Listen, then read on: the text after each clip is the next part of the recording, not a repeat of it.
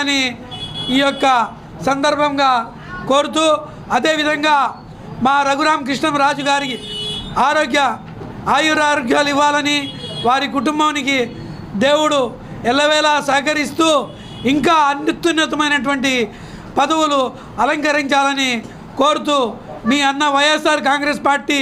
రఘురామకృష్ణంరాజు గారు డిప్యూటీ స్పీకర్గా ఎన్నికైనందుకు చాలా సంతోషమైన విషయము.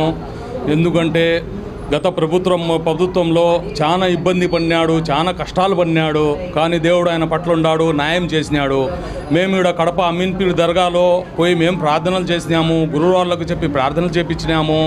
ఎందుకంటే చాలా ఇబ్బంది అంటే ఎన్ని విధాలుగా ఇబ్బంది చేయాల్సిందో అన్ని విధాలుగా ఇబ్బంది పెట్టినారు, చాలా ఇబ్బంది పడినాడు.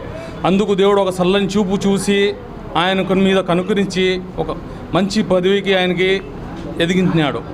మేము కోరుకున్నది ఒక్కటే, ఆయనకి దేవుడు ఇంకా అంచెలంచెలుగా పైకి తీసుకొని రావాలని మేము ఆశిస్తున్నాము. ఈరోజు సంబరాలు రఘురామకృష్ణంరాజు గారికి ఇచ్చిన వేళ ఈరోజు ఇక్కడ కేక్ కటింగ్ చేసినాము, పటాకులు కాల్చినాము, చాలా ఆనందంగా ఉన్నాము, చాలా హ్యాపీగా ఉన్నాము. సంబరాలన్నీ బాగానే జరిపించుకున్నాము. మా పార్టీ కార్యకర్తలు, మా స్నేహితులు, మా శ్రేయోభిలాషులు